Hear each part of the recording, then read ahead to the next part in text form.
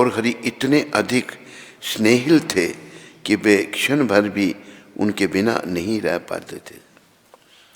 गदाधर पंडित पर बड़ी कृपा थी गौर भगवान की, और बड़ा उनसे स्नेह था, उनका प्रेम था, और एक क्षण के लिए उनसे नहीं अलग नहीं रह पाते थे वो।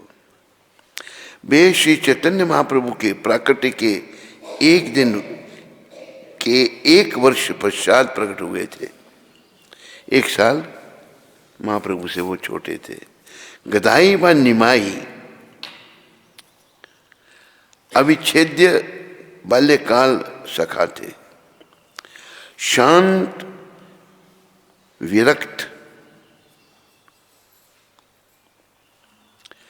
गंभीर, सौम्य तथा एकांत प्रिय गदाधर अपने घनिष्ठ मित्र श्री गौरराय से विपरीत प्रकृति के थे, जो कि चंचल, अधीर व नटखट थे। गंगादास पंडित की पाठशाला में निमाई पंडित तर्कहीन प्रश्नों द्वारा गदाधर को चुनौती देकर नियमित रूप से उद्विग्न करते रहते थे। शिला कवि कर्णपूर्ण के कथनानुसार ब्रज लीला में गदाधर पंडित वृषभानु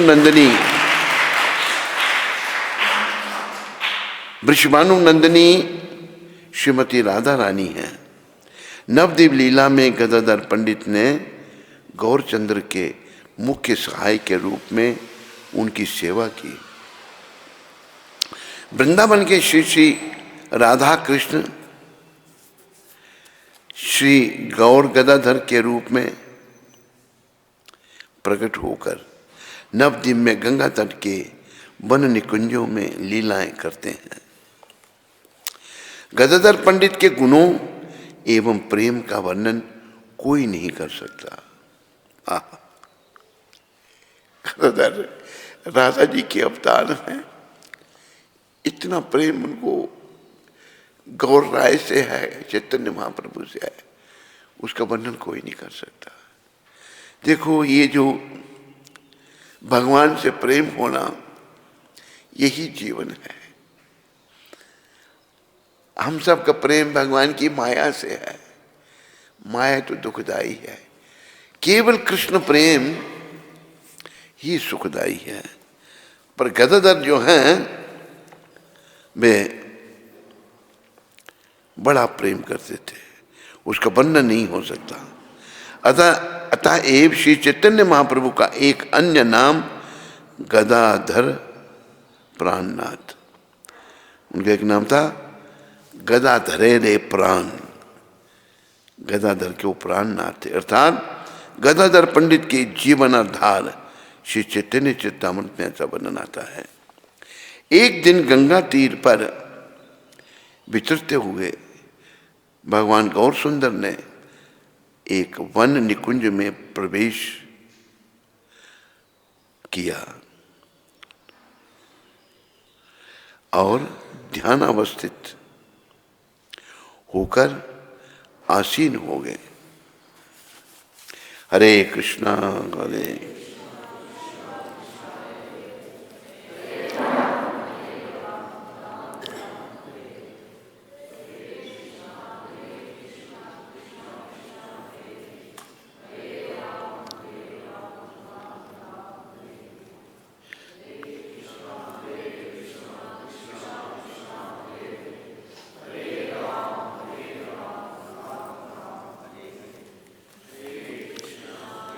कृष्णा कृष्णा कृष्णा, और ध्यान अवस्थित होकर आसीन हो गए। शीघ्र ही अपनी वृंदावन लीलाओं का स्मरण करते हुए वे भाव विभोर हो उठे। भगवान का भाव आवर्धित करने हेतु मुकुंद दत्त पूर्व राग के मधुर गीत गाने लगे।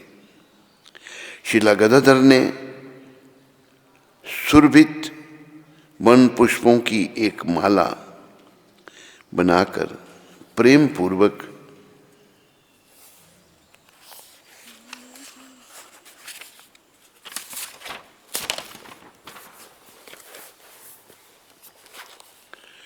भगवान के सुंदर कंठ में सज्जित कर दी। जिस प्रकार वृंदावन में श्री राधा दामोदर को वस्त्राभूषित करती थी, उसी प्रकार गदाधर श्री गौरांग महाप्रभु के उज्जवल रूप को विशोभित करते थे। वे श्री चैतन्य महाप्रभु की शैया तथा शयन कक्ष को भी सुमधुर सुगंधित सुमनों द्वारा सुसज्जित करते थे। प्रतिदिन वे श्री चैतन्य महाप्रभु की दिव्य देह पर लेपित करने हेतु चंदन लेप बनाते थे। गौर गदाधर एक वृक्ष के मूल पर बैठ के,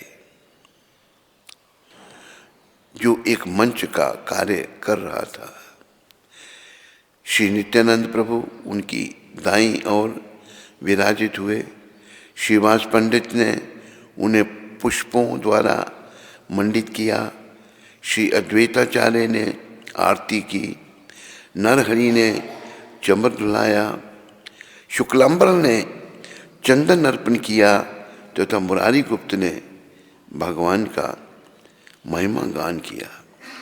विजयी मुकुंद, पुरुषोत्तम माधव एवं वासुदेव घोष ने विभिन्न रागों में विविध गीत गाए। इस प्रकार श्री चैतन्य महाप्रभु ने अपनी नदिया लीला संपन्न की। गदाधर पंडित भी संन्यास ग्रहण कर भगवान श्री चैतन्य के संग रहने हेतु जगन्नाथपुरी चले गए। जब गौर राय ने, चैतन्य महाप्रभु ने संन्यास ले लिया था 24 साल की अवस्था में, तो गदाधर ठाकुर ने भी संन्यास ले लिया था और जगन्नाथपुरी में उनके साथ रहने के लिए चले गए। क्षेत्र संन्यास, जिसमें सन्यासी धाम से कभी प्रस्थान नहीं करता।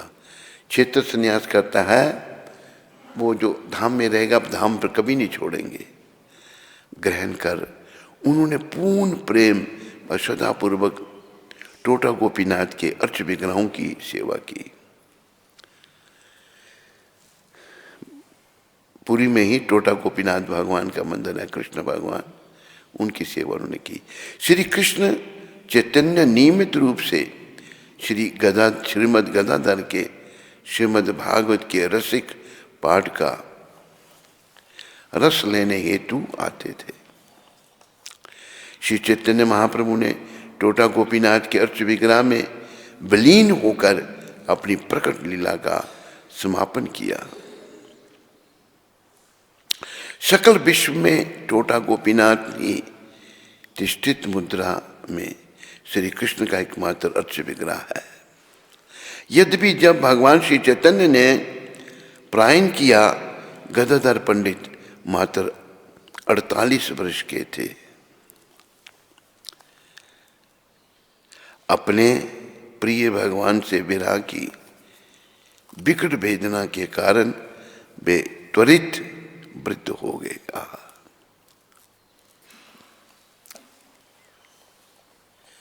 भगवान ने जब लीला संवर्ण की, भगवान का जो विग्रह है, भगवान का जो स्वरूप है, भगवान टोटा गोपीनाथ ने प्रवेश कर गए। तो जैसे यहाँ वर्णन आ रहा है कि गदाधर जी 48 वर्ष के थे। उनके प्राणनाथ ने जब लीला संपन्न करते तो एकदम वो वृद्ध हो गए। सच्चा प्रेम वृद्धावस्था को प्राप्त हो गए। तो ये प्रेम, सच्चा प्रेम हमने सीखना है गदाधर ठाकुर से, जो राधा जी के अवतार हैं। तो देखो, आप कृपया सब इस बात का ध्यान रखो, जैसा कि प्रभुपद कृपा से हम रोज ही कहते हैं, जीवन का उद्देश्य कृष्ण प्रेम प्राप्त करने का है। जीवन का उद्देश्य और कोई नहीं है। केवल कृष्ण प्रेम प्राप्त करने का है। तो कृष्ण प्रेम राधा जी की कृपा से मिलेगा। राधा जी के चरणों में, यानी कि गदाधर ठाकुर के चरणों में प्रार्थना करनी है, आपका तो इतना प्रेम है भगवान से। भगवान ने जब लीला संवरण की और आप एकदम मृत हो गए उनके विरह में, ये सच्चा प्रेम है। हमारा सच्चा प्रेम इस दुख रूपी संसार से है, विषय वासनाओं से है, घर परिवार से है, स्त्री से है, पति से है, भगवान से नहीं है। देखो ये सब जो है ना, घर परिवार, स्त्री, पति, पत्नी जो भी है, ये नाते रिश्ते जो हैं सब, ये जितने रिश्ते नाते हैं बस मरघट तक ही जाते हैं।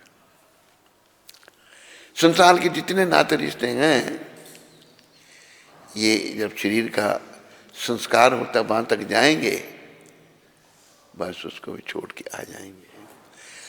असली रिश्ता हमारा भगवान से है, जिसको हम भूल गए हैं। तो ये जो हम गदाधर ठाकुर का जीवन पढ़ रहे हैं, इनसे ये प्रेरणा लो, गदाधर ठाकुर से प्रार्थना करो कि हमें भी गौर भगवान के चरणों में, गौर स्वयं कृष्ण है, हमें भी कृष्ण के चरणों में, गौर भगवान के चरणों में प्रेम दो बस। देखो ये प्रेम ही भगवान से मिलाएगा, और ये प्रेम भगवान का ही स्वरूप है। प्रबल प्रेम के पाले पढ़कर हरि का नियम बदलते देखा है। और प्रेम ऐसा है, भगवान भी केवल अपने नियमों को बदल देते हैं प्रेम के वशीभूत होकर। तो गदाधर जी का अपार प्रेम था। कतिपय अधिकारी जन के अनुसार भगवान चैतन्य महाप्रभु के अप्रकट के कुछ ही समय पश्चात शिला गदाधर पंडित अपने प्रिय अर्च विग्रह टोटा गोपीनाथ में प्रवेश कर भगवान की नित्य लीला में सम्मिलित हो गए। इन्होंने भी, राधा जी हैं, जो राधा जी का स्वरूप है, टोटा गोपीनाथ में ही प्रवेश किया। ऐसा भी वर्णन आता है कि महाप्रभु ने जगन्नाथ विग्रह में भी प्रवेश किया। भगवान हैं, दोनों लीलाएं उन्होंने की, अनेकों रूप धारण कर लेते हैं भगवान।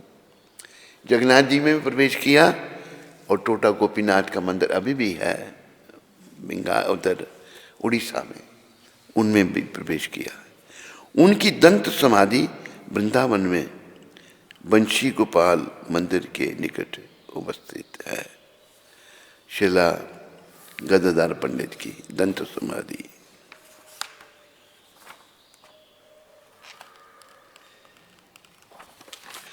बोलो शिला गदाधर ठाकुर जी महाराज की जय।